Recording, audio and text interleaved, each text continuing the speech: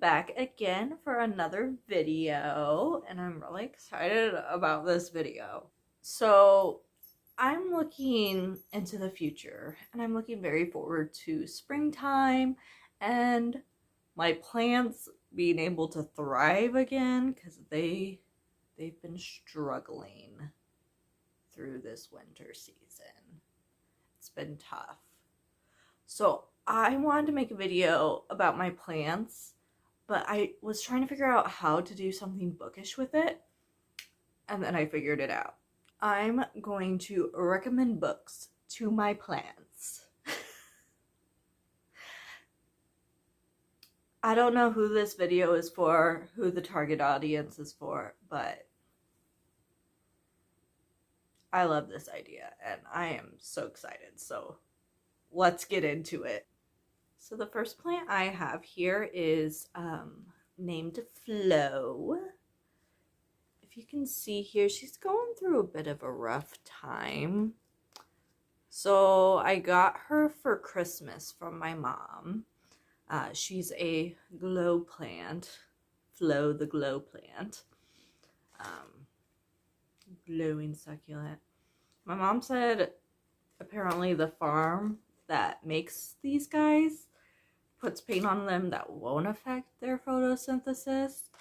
She said she's had her since September and she's been growing and doing great. And she had 2 in one pot, and so she transported this one into a new pot before she gave it to me during Christmas time. So I think we're going through some transplant shock. I think since she's going through a bit of transplant shock, it brings to mind a book about a child who, I guess you could say in a sense, well, I guess you could say they're also going through a transplant shock, and that is Dear Edward. If you don't know what Dear Edward's about, it's about a boy whose family dies in a plane crash, and he's the lone survivor in the whole crash. So he starts living with his aunt. He's adjusting to his new life, living with them, and adapting to his new circumstances. I think Miss Flo would find that book really inspiring right now. And it's also a cute book, really well written, one of my favorites. So you should read that, Flo. You should get on that once you get your eyes. The next plant I have here is my panda plant.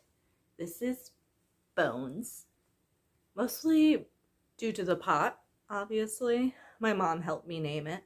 She said this was my gift from her St. Bernard, who loves bones, so very aptly named.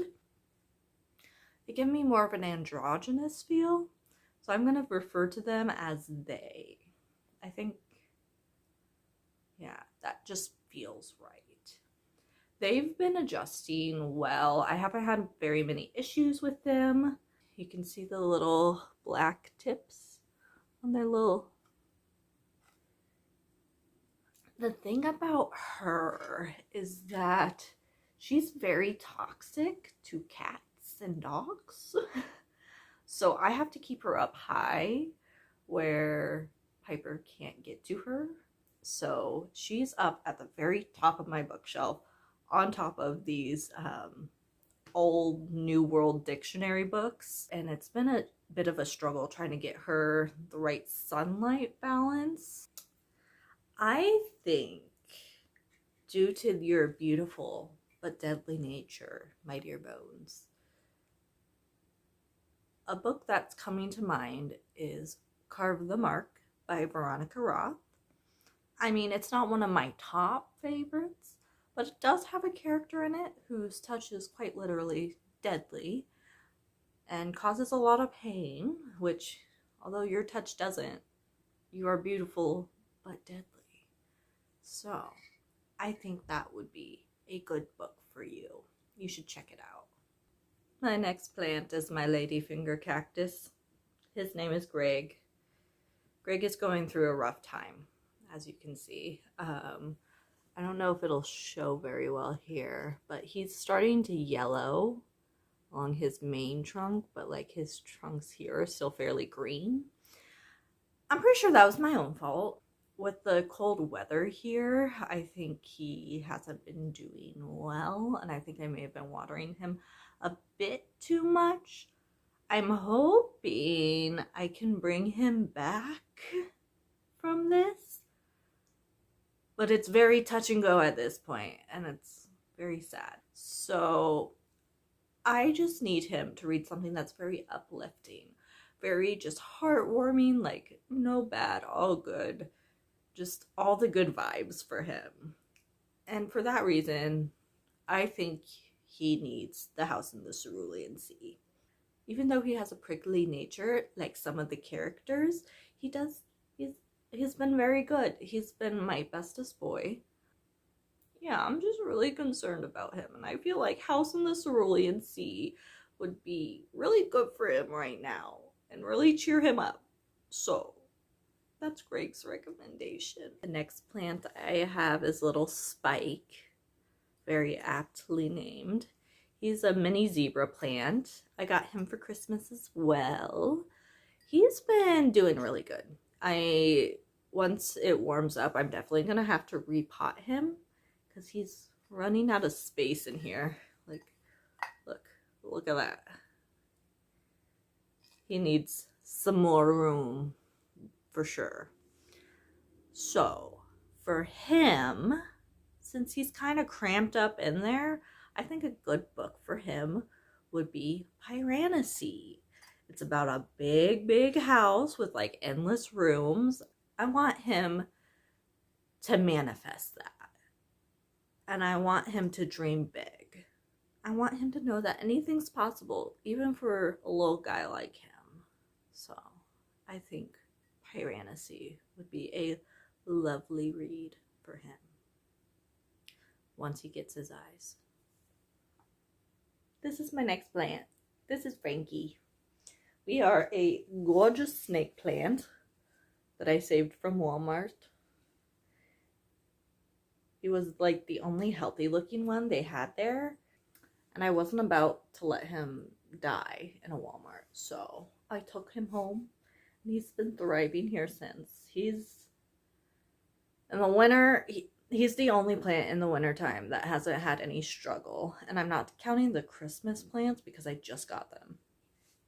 He is my unproblematic child. He's just a simple man with simple needs. When all my other plants have been having issues, I have looked to Frankie, and Frankie has just been my rock. He's been like, don't worry, I'm not going anywhere. And Piper doesn't try to eat him, so that's another plus. So for Frankie, what book would I recommend for him? You're making me question a lot of things about myself, Frankie, because I'm struggling to think of a book that makes me think of resilience and strength and I got it. You Are East of Eden by John Steinbeck. You are resilient. You have deep roots that aren't going anywhere. You are very intricate and beautiful in design. You have multiple offshoots, like you started as just one little leaf, one little bit, and you've grown into so much more. And this is a story about two separate families and their legacies. I don't know. I feel like you would like East of Eden. You saw me read East of Eden, actually. So maybe you wouldn't want to read it. My last plant here is my little drama queen.